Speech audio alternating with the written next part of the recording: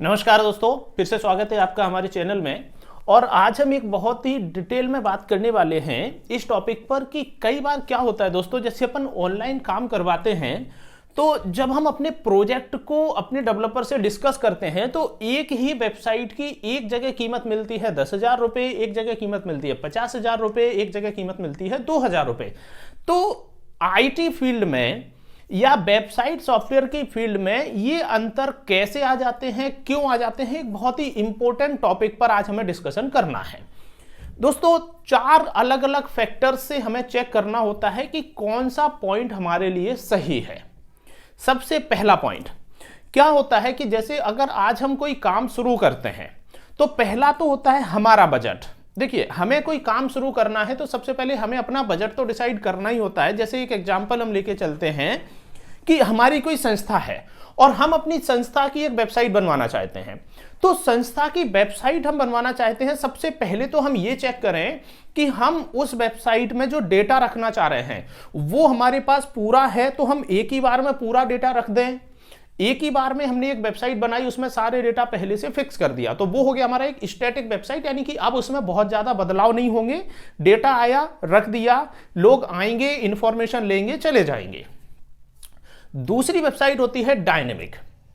Dynamic का मतलब हो गया कि एक वेबसाइट है, उसमें लॉगिन आईडी पासवर्ड आपको मिल रहा है। तो लॉगिन आईडी पासवर्ड से क्या होगा कि आप उसमें लगातार अपडेट कर पाएंगे। आज हमने 10% वेबसाइट का डिजाइन है, उसमें हमें कोई और नई जानकारी जोड़नी है, हमने अपडेट कर दी। कोई लेटेस्ट खबर आई, हमने अपडेट कर दी। हमारे कह सकते हैं वेबसाइट में कोई लेटेस्ट इवेंट हमने ऑर्गेनाइज किया, हमने उसको अपडेट कर दिया। अब बात आती है कि इसमें स्टैटिक और डायनेमिक फिर भी प्राइस में बड़ा अंतर है। डायनेमिक भी कोई व्यक्ति 10,000 की दे रहा है, कोई 50,000 की दे रहा है। दोस्तों, सबसे पहला इंपॉर्टेंट पॉइंट, जब अपन कोई डोमेन खरीदते हैं वेबसाइट के लिए तो उसमें कोई अंतर नहीं होता है, वो सबकी प्राइस सेम है।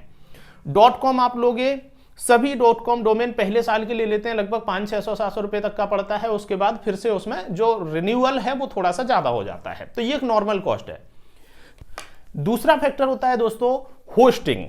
कोई वेबसाइट है, एक पर्टिकुलर वेबसाइट को हमें मालूम होता है कि हमारी वेबसाइट अगर आज हम बनवाएंगे तो आज हो सकता है हमें 100 लोग देखें, 200 लोग देखें। लेकिन एक वेबसाइट ऐसी भी होती है, जैसे मान लीजिए कोई स्कूल कॉलेज की है, तो एक एवरेज हम कह सकते हैं कि भाई नॉर्मल वेबसाइट है, उस पर डेली के 100-200 यूजर आ सकते हैं। लेकिन अगर वही वेबसाइट एक ऐसी है जिसमें कोई व्यक्ति आएगा, लॉगिन करेगा, चैटिंग करेगा, इंफॉर्मेशन मिल रही है, तो हो सकता है उस पर यूजर आने वाले लोग 1000 हो सकते हैं। तो दोस्तों, यहां जो होस्टिंग होता है, होस्टिंग भी 2 तरह की होती है। बहुत डिटेल में सारे पॉइंट समझना होता है।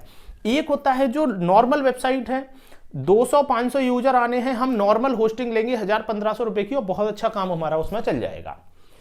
एक वेबसाइट होती है डायनेमिक, जिसमें अगर रेगुलर व्यक्ति आ रहा है, काफी टाइम उस वेबसाइट पर रुकते हैं, अपनी इंफॉर्मेशन लगाते हैं, डेटा अपलोड करते हैं, फोटो अपलोड करते हैं, वीडियो अपलोड करते हैं, तो वहां हमें बड़ी होस्टिंग चाहिए। क्यों?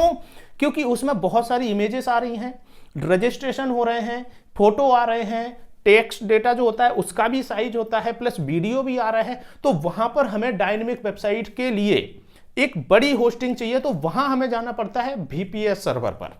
अगर छोटी साइट है तो हम शेयर्ड होस्टिंग पर जाएंगे। इनके लिए अलग अलग कुछ और भी वीडियो हैं, आप आई बटन पर क्लिक करके देख सकते हैं। होस्टिंग नॉर्मल वेबसाइट, इसको ऐसे समझा जाए कि अगर 200 यूजर आ रहे हैं, हम छोटी होस्टिंग लेंगे 1000-1200 रुपए की। अगर हमारी वेबसाइट पर हमें ऐसा लगता है कि हमारे यूजर बढ़ेंगे समय के साथ, आज हमारे यूजर 500 हैं, कल 1000 होंगे, 5000 होंगे, हम जाएंगे VPS सर्वर पर। VPS सर्वर में कॉस्ट ज्यादा आएगा, स्टोरेज पर डिपेंड करेगा। अगर हम 2000 रुपए साल का खर्च करते हैं, हमारे पास 20 GB का स्टोरेज मिल जाएगा, 40 GB का मिल जाएगा मैक्सिमम, उससे कम ही रहेगा। अगर हम उसी में मंथली सर्वर लेते हैं, कई बार क्या होता है, कुछ बड़े प्रोजेक्ट होते हैं जिनमें वीडियो डेटा लगातार आ रहा है। भाई वीडियो डेटा आ रहा है तो बहुत सारा स्टोरेज चाहिए ना हमें। तो उस कंडीशन में हो सकता है कि मैं 5000 रुपए महीने का होस्टिंग लेना पड़े, 20,000 रुपए महीने का होस्टिंग लेना पड़े। यहां इंपॉर्टेंट पॉइंट जो है वो ये है कि अगर हमारी वेबसाइट है छोटी तो वहां पर हम शेयर्ड होस्टिंग पर काम चला सकते हैं। लेकिन अगर हमारी वेबसाइट ऐसी है जो हमें लगता है कि हम रेगुलर इस पर काम करेंगे, ये बड़ी होगी, तो उस समय हमें VPS सर्वर पर जाना पड़ेगा, जिसका एक पर्टिकुलर सी पैनल मतलब हो गया जिसमें पूरा कोड रखा हुआ है। आपका एक वेबसाइट है, उसका जो डेटा है डेटा स्टोर जहां होता है वो हमारा होस्टिंग सर्वर हो गया। तो उसको स्टोर करने के लिए जो हमारे पास सी पैनल है, उस सी पैनल में आपके वेबसाइट का कोड है, उसी में हमारा डेटा स्टोर हो रहा है। अगर आप चाहते हो कि वेबसाइट हमेशा आपके अधिकार में रहे तो आपको होस्टिंग सी पैनल का अपने डेवलपर से डिस्कस करना होता है। ये बहुत बड़ा फैक्टर है प्राइस को चेंज करने में। छोटी होस्टिंग लोगे, वेबसाइट आपकी 5,000 में तैयार हो गई। VPS सर्वर लोगे, वेबसाइट आपकी 10, 15, 20,000 में तैयार होगी। तो ये एक बड़ा डिफरेंस हो गया। दूसरा एक डिफरेंस होता है दोस्तों कि जैसे आज हमने काम शुरू किया आपका, तो कोई भी व्यक्ति जो काम शुरू करता है उसकी मेंटेनेंस और सर्विस जो होगी वो भी एक बड़ा इंपॉर्टेंट फैक्टर है। एक व्यक्ति है जिसने वेबसाइट बना दी, अगर उसे सर्विस नहीं देना, इसका मतलब है उसको मेंटेनेंस के लिए अपने यहां कोई ज्यादा स्टाफ नहीं रखना, तो वो मेंटेनेंस का पैसा ना करके आपको एक बार वेबसाइट बना के दे देगा। अगर वेबसाइट आपकी नॉर्मल है, डेटा आपने एक बार डाल दिया, आपको जरूरत नहीं है अपडेट कराने की, आप कम सर्विस में काम चला लोगे। लेकिन अगर आपकी वेबसाइट ऐसी है जो लगातार अपडेट हो रही है, तो दोस्तों आपको एक ऐसा टीम चाहिए पड़ेगा, ऐसी डेवलपमेंट टीम चाहिए जो आपको लगातार उसमें सहयोग देता रहे। वेबसाइट जब डेली खुलती है ना, कई सारे फैक्टर होते हैं। पहला फैक्टर, वेबसाइट कितनी भी अच्छी हो, आजकल होता क्या है, जब वो बहुत अच्छी प्रमोट होने लगती है ना, तो कई तरह के मालवेयर, स्पाईवेयर, ऐसे बहुत सारी फाइलें होती है जिन्हें हम वायरस कहते हैं, वो भी हमारे सर्वर पर अटैक लगातार करती रहती हैं। ये एक ऐसा हिडन फैक्टर है जो कोई भी डेवलपर अपने क्लाइंट को डायरेक्टली नहीं बताना चाहता, लेकिन इनसे डील करने के लिए सर्वर में कैपेसिटी और सिक्योरिटी फीचर्स होना बहुत जरूरी है।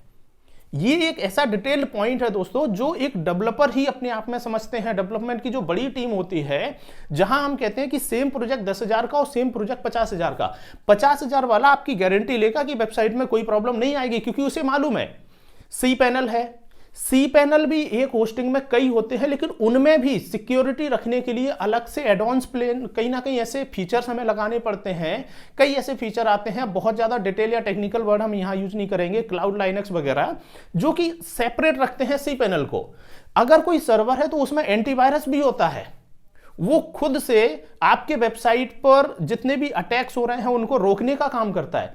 तो दोस्तों, hosting plus maintenance plus website के फंक्शंस, ये कुछ ऐसे फैक्टर हैं जो आपके वेबसाइट की कॉस्ट को पूरी तरह से बदल देते हैं। तो ये इन सभी पॉइंट्स का ज्ञान होना बड़ा जरूरी है। हम ये नहीं कह रहे कि बहुत ज्यादा डिटेल में आप समझें जब कोई नया काम करें, लेकिन जानकारी होनी चाहिए आपके डेवलपर के बीच में और आपके बीच में। एक प्रॉपर ऐसा कनेक्शन हो कि आपको जानकारी रहे कि हाँ भाई, हमारी वेबसाइट सिक्योर है तो सिक्योर है। अगर सिक्योरिटी की हमें जरूरत नहीं है तो आप कम बजट कर सकते हो। अब होता क्या है, वेबसाइट हम चाहते हैं बहुत अच्छी, लेकिन सिक्योरिटी पॉइंट कभी डिस्कस नहीं किया गया, बजट हमने कम बताया है, तो डेवलपर क्या करेंगे, शेयर्ड होस्टिंग की तरफ ट्रांसफर कर देंगे। SSL सर्टिफिकेट आपने देखा होगा, वेबसाइट जब खुलती है तो उसमें एक लॉक लगा रहता है साइड में, वेबसाइट के URL के साइड में, यानी कि वेबसाइट सिक्योर है, SSL सिक्योर्ड है। कई वेबसाइट्स में वहां लिखा होता है नॉट सिक्योर। तो नॉट सिक्योर तो प्रॉब्लमेटिक पहले से ही वो खुद गूगल क्रोम आपको खुद बता रहा है कि भाई नॉट सिक्योर है, कुछ कीजिए कुछ नहीं, SSL सर्टिफिकेट अपने डेवलपर से बोल के इंस्टॉल करवाइए। तो ये फंक्शंस कुछ ऐसे हैं दोस्तों जो आपके वेबसाइट्स के डेवलपर के बीच में और आपके बीच में एक प्रॉपर कम्युनिकेशन ऐसा रहे कि आपको पता रहे कि भाई इतने बजट में हम काम करवा रहे हैं तो हमें क्या क्या फंक्शन एग्जैक्टली मिलेंगे। होता क्या है, जब हमें जानकारी नहीं होती तो हम सिर्फ बातों में तो आएंगे, क्योंकि उन्होंने फंक्शंस की एक बड़ी सी लंबी लिस्ट दे दी। तो फंक्शन की लिस्ट के अलावा हमें यह भी देखना होता है कि पर्टिकुलर कंपनी के द्वारा जो अभी तक प्रोजेक्ट किए गए, एक बहुत बड़ा फैक्टर, एक सिंगल लाइन में हम आपको क्लियर करें, किसी भी कंपनी को अगर चेक करना है ना, तो उससे यह कहिए कि हमें कोई 4 साल पुराना क्लाइंट बताओ जो आपसे जुड़ा हुआ हो। दोस्तों, ये पर्टिकुलर लाइन पूरी कंपनी की डिटेल आपके सामने रख देगी। और 4 साल पहले का अगर कोई क्लाइंट आपसे जुड़ा हुआ है तो स्वाभाविक है उसने कुछ ना कुछ सर्विस तो दी होगी। अब दी होगी तभी वो 4 साल से जुड़ा है और बेहतर काम हो रहा है। और अदरवाइज क्या होता है कि 6 महीने 4 महीने चलाना कोई बड़ा काम नहीं है, वो तो हर कोई दे सकता है। तो एक फंक्शन है वो ये कि आप जिन नंबरों से बात कर रहे हैं उन नंबर्स को आप गूगल करिए। अगर गूगल करने से कंपनी की डिटेल आती है, उसके रिव्यूज अच्छे आते हैं, नो डाउट कंपनी बेहतर है। दूसरा फैक्टर, अगर आप कंपनी के किसी स्टाफ मेंबर से बात कर रहे हैं, कम्युनिकेट कर रहे हैं, तो उनसे सीधा बोलिए कि हमें पुराने डेवलपर्स की लिस्ट दीजिए। और इवन पुराने डेवलपर की लिस्ट क्या दीजिए, जब आप कंपनी डिटेल को गूगल पर लिखोगे तो उसमें सिंपल लिखिए कंपनी का नाम, आगे क्लाइंट्स। उससे क्या होगा कि पूरे क्लाइंट्स की लिस्ट और उनके नंबर और उनकी वेबसाइट ऑटोमेटिकली गूगल सर्च में आएगी। गूगल पर किसी भी व्यक्ति को या कंपनी को सर्च करने से हमें यह आइडिया मिल जाता है कि उनका कितना लिंक्स गूगल पर सर्च हो रहा है। तो इससे यह भी पता चलता है कि कितनी कंपनी पुरानी है, कितना एक्सपीरियंस कंपनी को होगा। देखिए टोटल वीडियो में हमने 3 अभी कॉमन फैक्टर समझे हैं कि जैसे एक तो आपका होस्टिंग cPanel हो गया, दूसरा हम किसी कंपनी के एक्सपीरियंस यानी कि पुराना जो व्यक्ति उनसे जुड़ा हुआ है हम उससे कांटेक्ट कर रहे हैं, तीसरा हमने किसी कंपनी की गूगल पर प्रोफाइल चेक की। देखिए एक और इंपॉर्टेंट फैक्टर इसमें जो काम करता है प्राइस डिफरेंस को लेके, वो है फंक्शंस की लिस्ट। दोस्तों कई बार क्या होता है कि जो छोटे छोटे कॉमन फंक्शंस होते हैं, जैसे कोई वेबसाइट है तो वो स्टैटिक होगी या डायनेमिक होगी, उसका लॉगिन आईडी पासवर्ड होगा, उसमें कितने पेजेस होंगे। होने को जो डायनेमिक वेबसाइट होती है उसमें पेजेस की संख्या काउंट नहीं होती, उसमें तो अनलिमिटेड पेजेस हैं, आप कितना भी बना सकते हो। यहां पर एक छोटा सा क्वेश्चन जो समझना होता है वो ये होता है कि जैसे अभी हमने एक शब्द इस्तेमाल किया अनलिमिटेड, तो दोस्तों इस पॉइंट को भी बड़ा ध्यान से हमें समझना होता है। ये शब्द बहुत जिम्मेदारी वाला शब्द है अनलिमिटेड।